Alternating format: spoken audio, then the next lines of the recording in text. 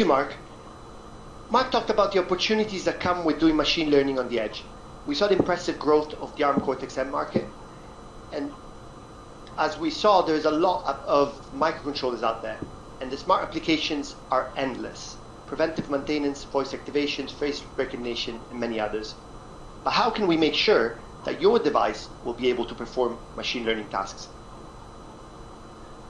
Let's walk through the flow for developing a machine learning solution for a Cortex-M microcontroller and explain why and how it is different from the steps you would perform on other systems. My intent today is not to talk about how neural networks work or how they're implemented. My goal is to demonstrate that we can choose one and implement it in such a way that it fits on a constrained device. And that's what I want all of you to see firsthand today. Once you have identified the problem that you're trying to solve, image classification, speech or gesture recognition, you want to get to a point where you can have the model fully running on the device itself. To do this, you have to follow a series of steps that are very unique to working with a microcontroller. You can train your model on Caffe, TensorFlow, or PyTorch, for example, but you can't deploy it directly on a microcontroller. There are many reasons. Not enough memory, not enough compute. It is just not that simple.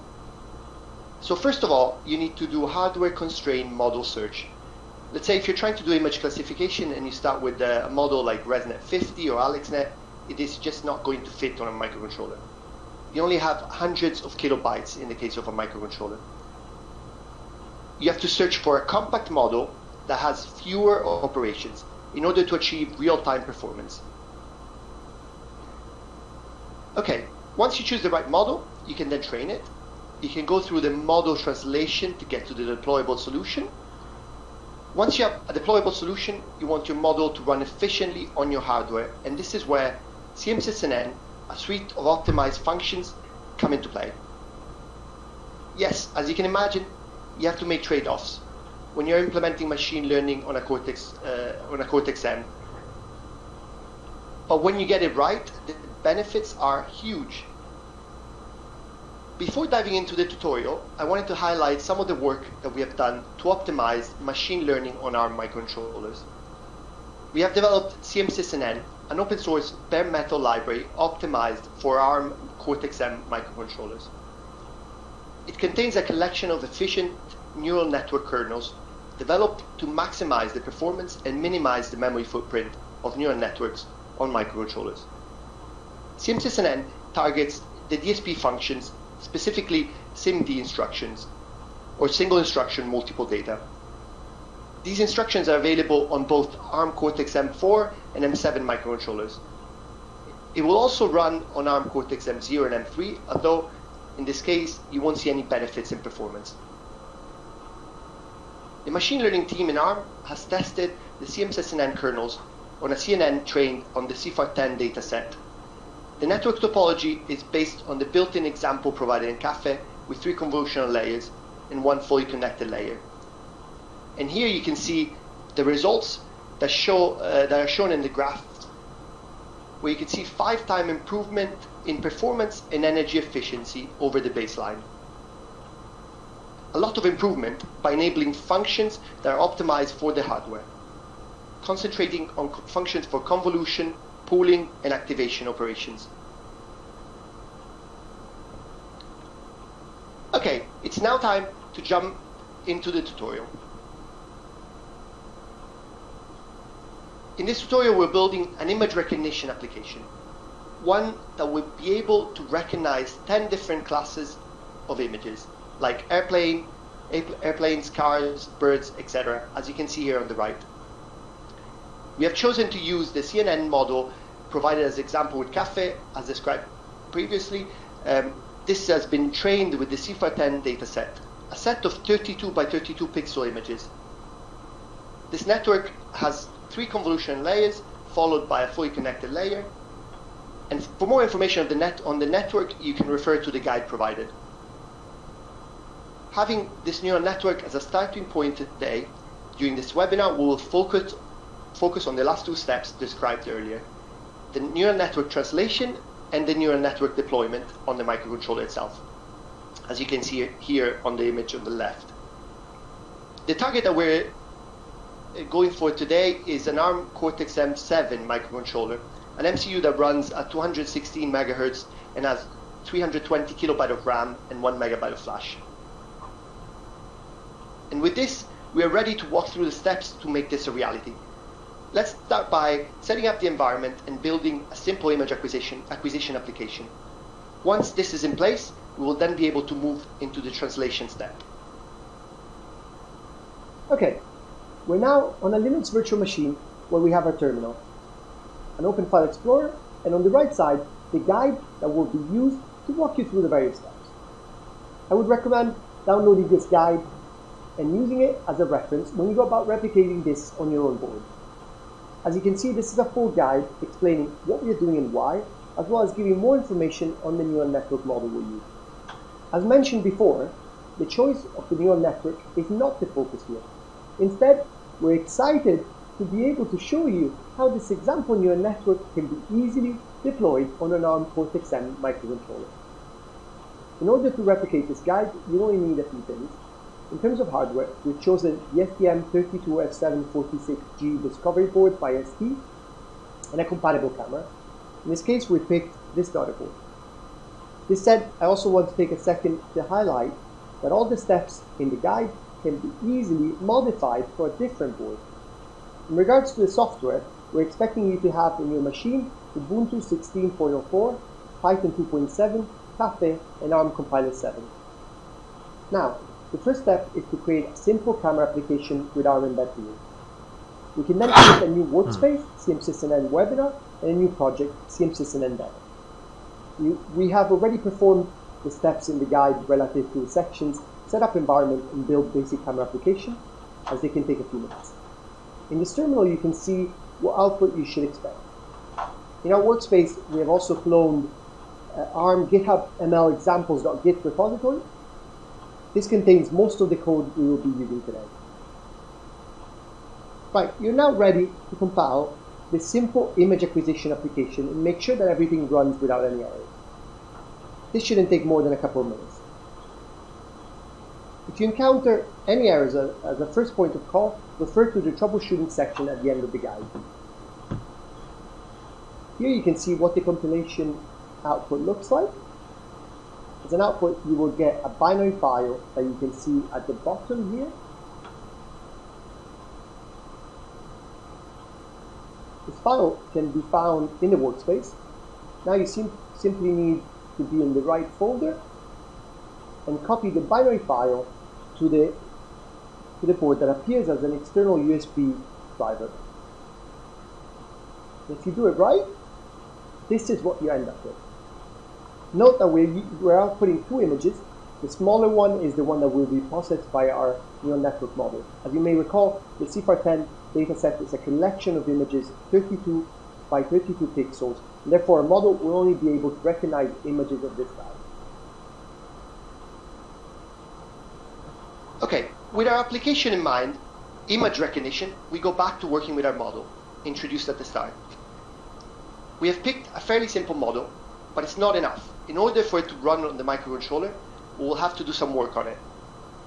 This stage is very important, as it will allow us to obtain a model that will be able to run on the microcontroller itself efficiently.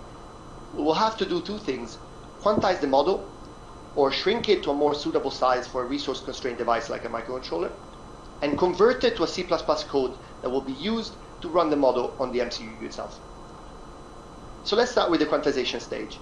Neural network models are typically trained with 32-bit floating point data on high-performance CPUs or GPUs, and then deployed on similar machines. Our situation here is very different. We want to deploy a model on a resource-constrained microcontroller. Performing the same floating point operations on such a resource-constrained device is not going to work. Also, using a 32-bit floating point data format to store the weights will require more memory, a scarce resource on a microcontroller. Several research papers have demonstrated that neural network models can be quantized to 8-bit integer-like format with negligible loss of accuracy. Reducing the size of both the weights and the activations, or in other words, input and outputs to each layer, can help the ARM Cortex-M MCU run inference faster while using less memory.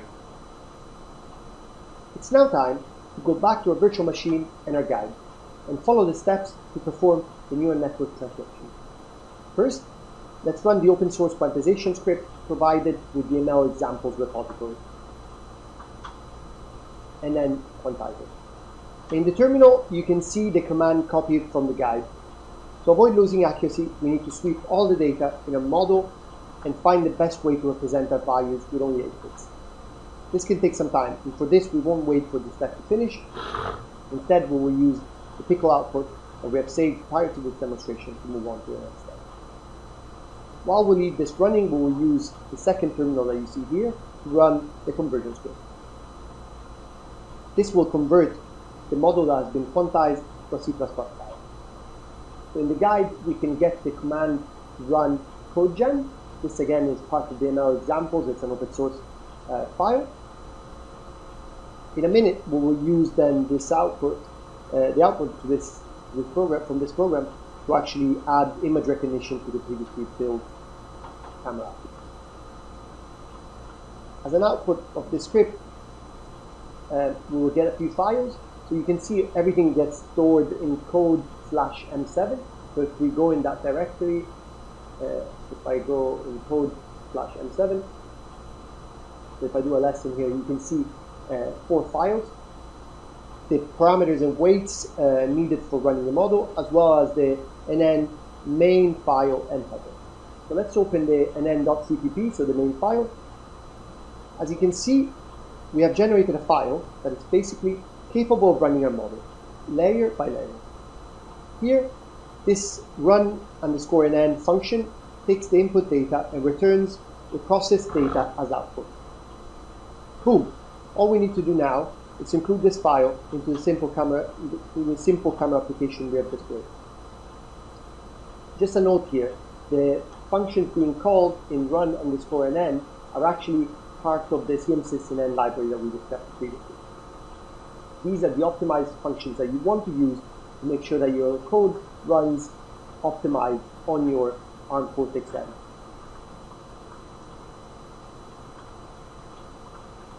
Here we can see the output of the quantization script. The quantization used in CMSysNN is signed fixed point quantization of the format qnumber format, or qm.n, where m is the integer part and n is the fractional part. If we look at this figure here, we can see an example of converting an 8-bit number to a different floating point number based on the different m and n bits. The number of fractional bits, n, is critical in determining the equivalent floating point number represented by the 8-bit number, as you can see here.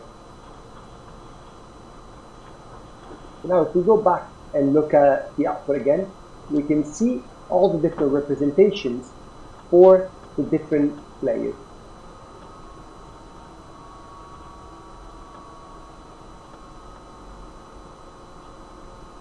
Now to the final step. What we need to do is to include the generated C++ code in the previously built camera application. We also want to ensure that the CMSysNN optimized libraries are used in order to take full advantage of our ARM Cortex-M7 capabilities, while running our image recognition application efficiently on the device itself. Okay, let's get back to it. On the virtual machine, we go back to our guide and run through the remaining instructions. The first thing we should do is to modify the camera app and rename it to camera with an N so we can do the final modifications. So move camera app in camera with an N. Okay, here it is. Now we should start to actually do the needed modifications to include the neural network in our application. Being conscious of time, we have done the needed modifications already. Let's look for the file that we have modified in this folder, camera with NN. Here is the modified app. Time to open it and look at what we've done inside.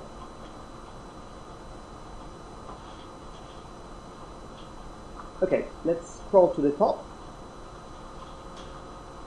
where you've noticed that we've had nn.h. This is the nn header file just generated. Then we need to add classification capabilities. To do this, we define two variables, a label array with the 10 classes, and an output data as the array that will contain the output of the nn. You've probably noticed that we used q7_t as a type. This is assigned 8-bit int cmsys to find. We will also need a function to get the top prediction. This takes the network output as input and returns the index to top 1. Now let's move to the modification in the main function itself. So first of all, we need to add the neural network function call using the signature from the header file, where we're passing as input the resize buffer, as previously discussed, and as output, the output data. Then we need to add softmax to convert the output in probabilities. We also need to identify which one of the classes has the highest probability, and for this we add the call to get top prediction. Finally, to test the output, we add some code to print the prediction in the company. So now, back to the guide. As you can see, we've done most of the steps in the guide. Now we need to clone the cmsys 5 Git repository. Let's go back to the terminal.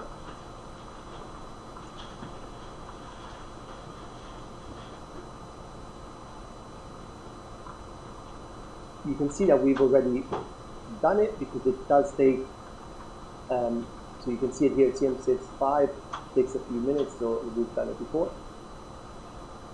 We're now in a position to compile the final application. So let's look at the guide for the compiling section and the commands we need to run. You can see that we need to go back to the project folder. So it's cd ml example cmsys CIFAR-10. Oops, not here, actually. So let's go back and type the right folder, cd cmsys demo. And now let's copy the compiling code here. Note that we are compiling a different file from the one in the, specified in the guide, because we are compiling the pre-modified application. For this reason, we're pointing to this folder in the command. Again, because it can take a few minutes, we have already done it.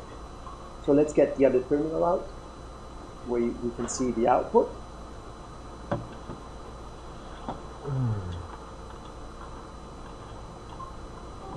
Okay. So from the output, you can see what has been compiled, as well as the memory usage. Finally, here you can see where the binary file. So this is actually, yeah, this is what has been compiled. And here you can see the binary file that has been generated. So let's go back to look for this file now in our Finder. And let's finally copy it to the board that appears here as an external USB drive. Great. It's worth noting that this model is very easily affected by changes in light conditions. And if you've done everything right, it should look something like this. As mentioned here, the image classification is being done on the resized image, so make sure to keep the image you're trying to classify centered in this mode.